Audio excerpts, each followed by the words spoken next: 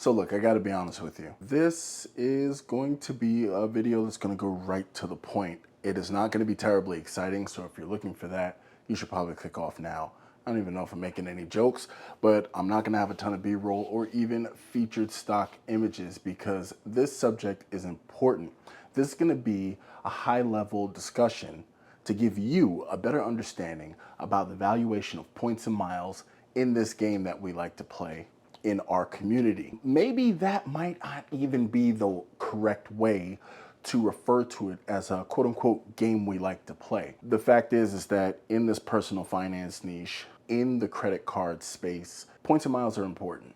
They are another facet of currency akin to like cryptocurrency, intangible currencies that hold value, but people don't see. So I definitely want to get into talking to you about valuing your points. Welcome back to my dad's channel. If you're new here, make sure to click that like button and subscribe, and don't forget to share.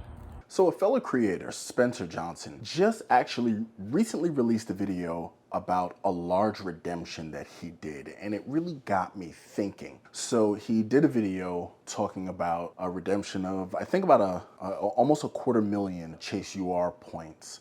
And what I'm gonna do is I'm gonna hold my hands up here because like right here is where if I figure out how to actually get the thumbnail to post here nice and clear, this is where it'll be. But on his page, he did a video about his redemption. And one thing I noticed is that he's been in the game. He's obviously gotten a lot of the right tools. He has transferable currency, doing everything right.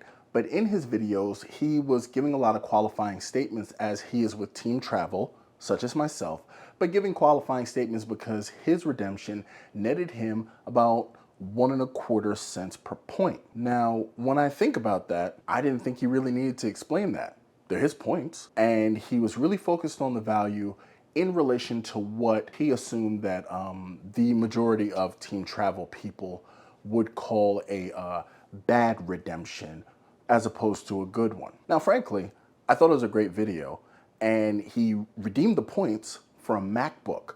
So I thought it was a great redemption. Everyone understands that, look, if you think they're the best or not, it doesn't matter. As far as Apple products are concerned, they are pricey compared to everything else.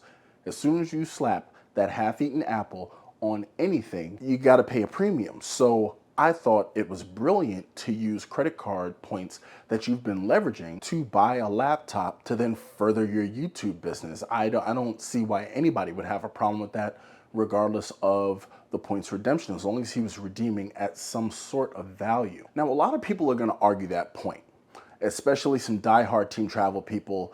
They are of the mind that it's cent per point values that are king. You have to top out as much as you can, and I get it, totally understand it. And in the travel arena, I understand maximizing the extrinsic value of those points. But what I think that Spencer's video relays to people who can look beneath the surface is the intrinsic value of points. He bought a computer that is going to be of use to him, and let's just keep it a nice round figure, at least ostensibly for the next 5 years.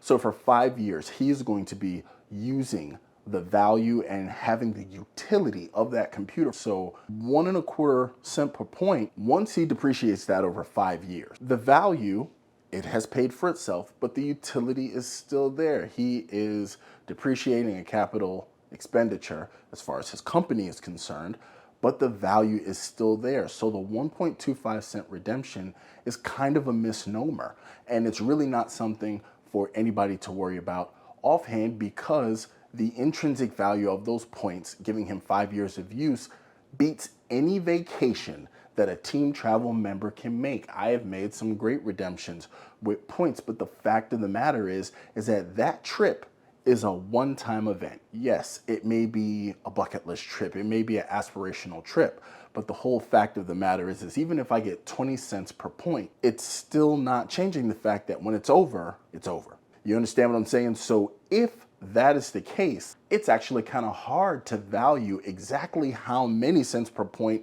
he really got redeeming for the computer, because that is a gift that keeps on giving. It's going to keep going and going and going. And like I said, using a nice round 5-year time period, I think it was a very smart redemption.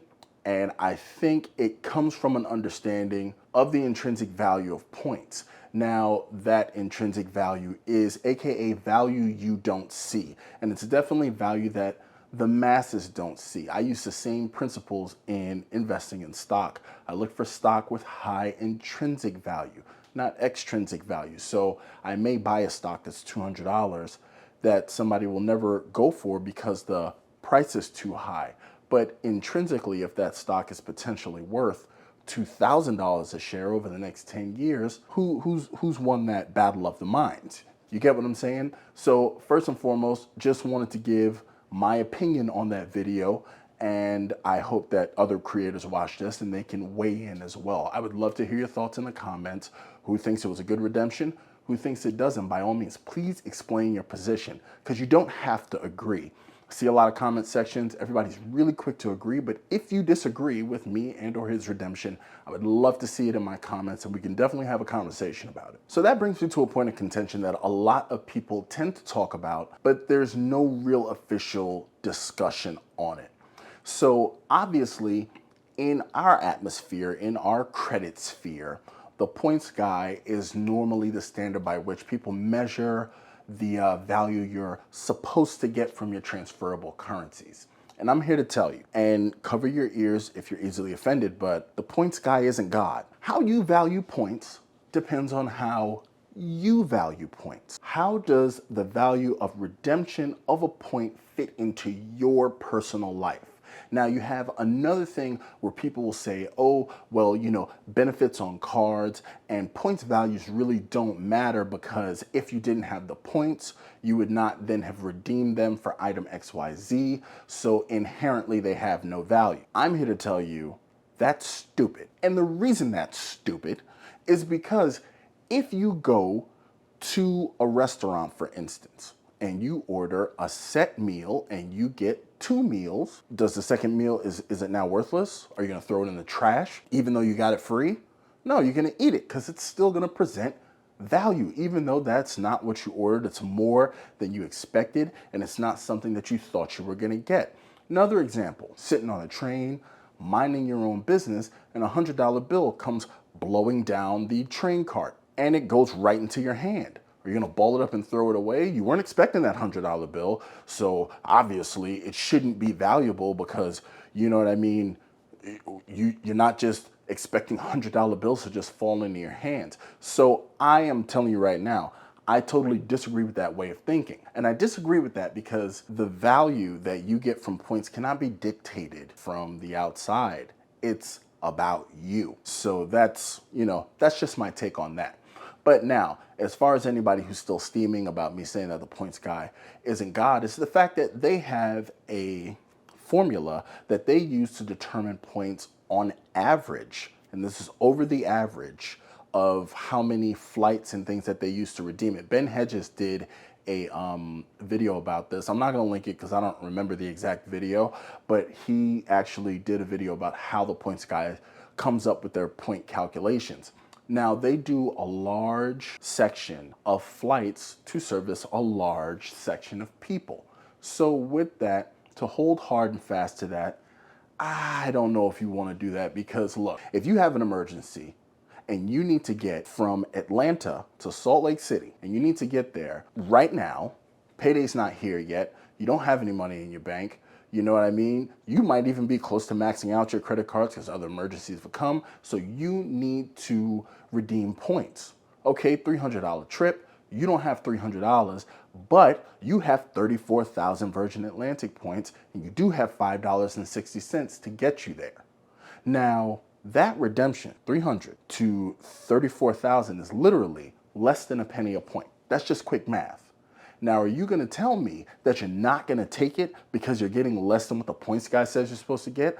Absolutely not. You now have an intrinsic value of that point that it's going to get you there for $5 instead of $300 out of pocket that you don't have. So this is where I want you guys to think about points differently.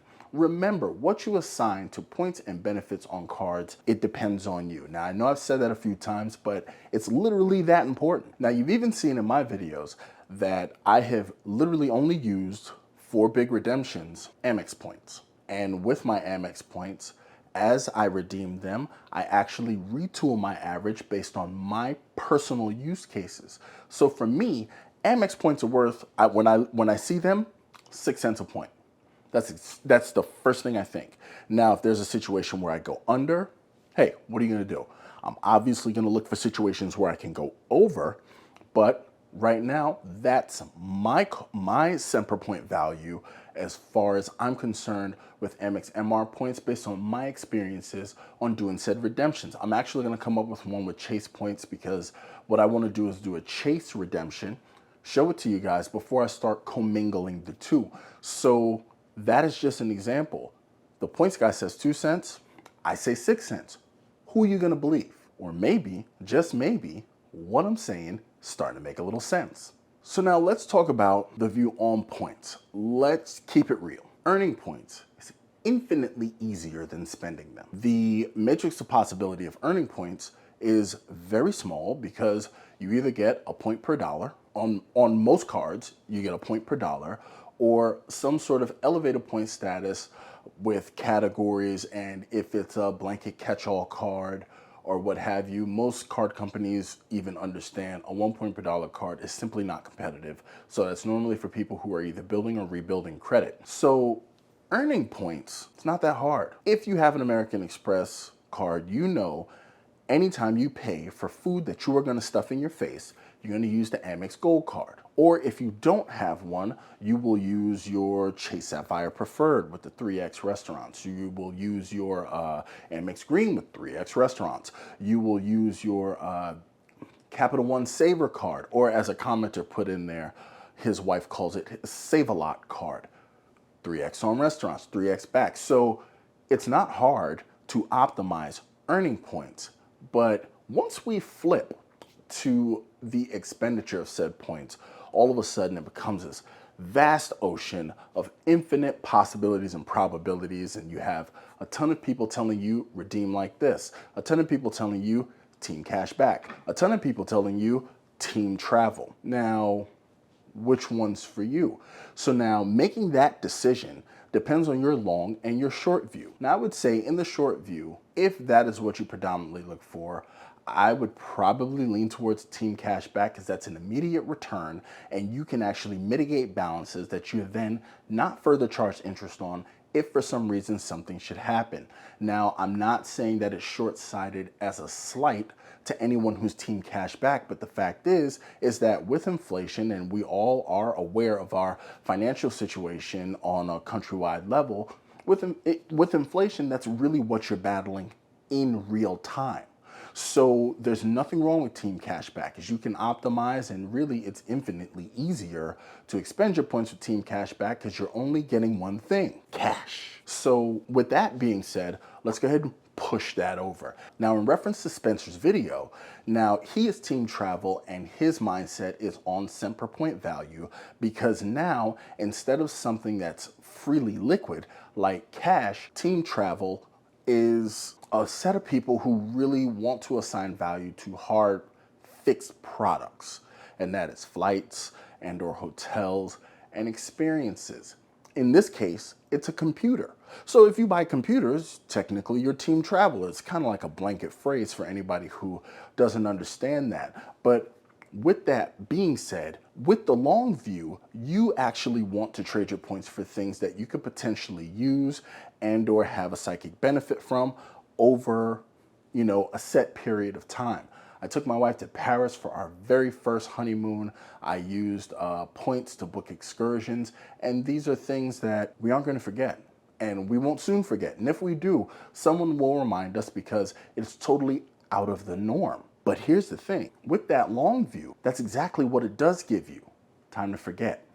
So you never forget to pay your bills in a short view, but sometimes with these aspirational things, as long as you remember the main idea, you won't exactly remember every little single detail, maybe what somebody is wearing, but you know what I mean? You get where I'm going with this. So it's about short view and long view. And in the redemption game, that's the first thing you need to figure out.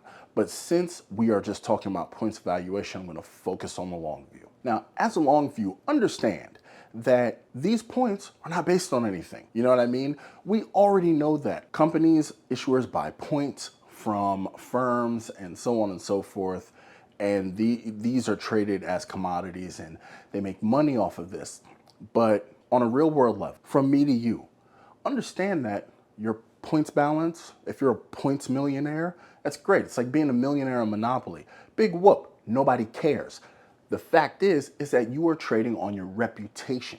So, and please go with me here. Just close your eyes like this and think about it. You have a reputation for spending money on a card that you applied for, that you got, you're probably paying an annual fee on, but you are reputed to be a spender. Hey, I'm gonna give you this money so you can spend it. That's your reputation.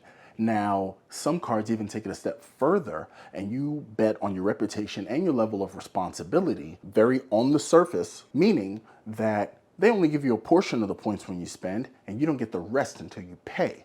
Now, I'm sure we're all familiar with cards who do that, like the Citi, I believe it's a Citi Double Cash that does that, and other cards do it as well. So understand that this currency that you can't reach out, you can't see, you can't touch, but you can get real items like a brand new M2 MacBook, which is awesome, or you can be on a lay flat seat flying across an ocean to some exotic locale. You can go see landmarks that you've only seen in a book. That is your good reputation and your responsible habits producing hard and fast and tangible benefits.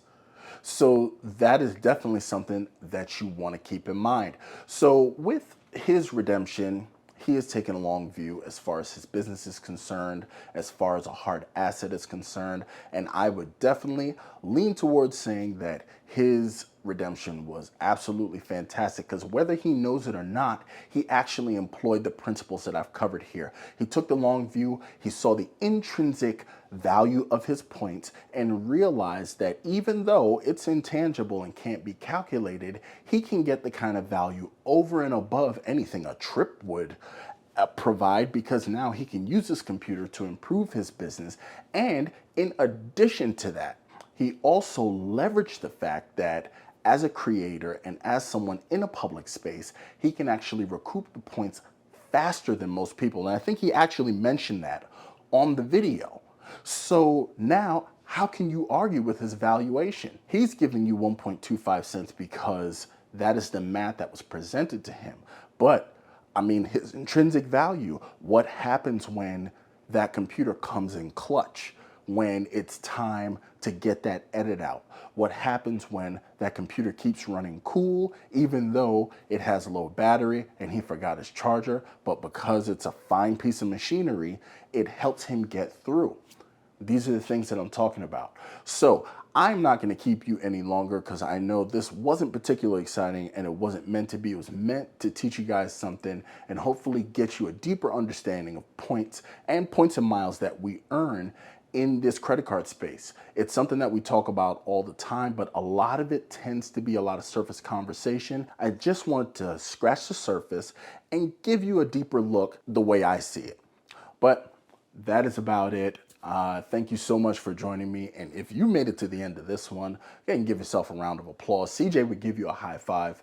So I will catch you in the next one. And as always, I'm holding my hands up here because videos are probably up here if I remember to put them in post. So I will talk to you guys later.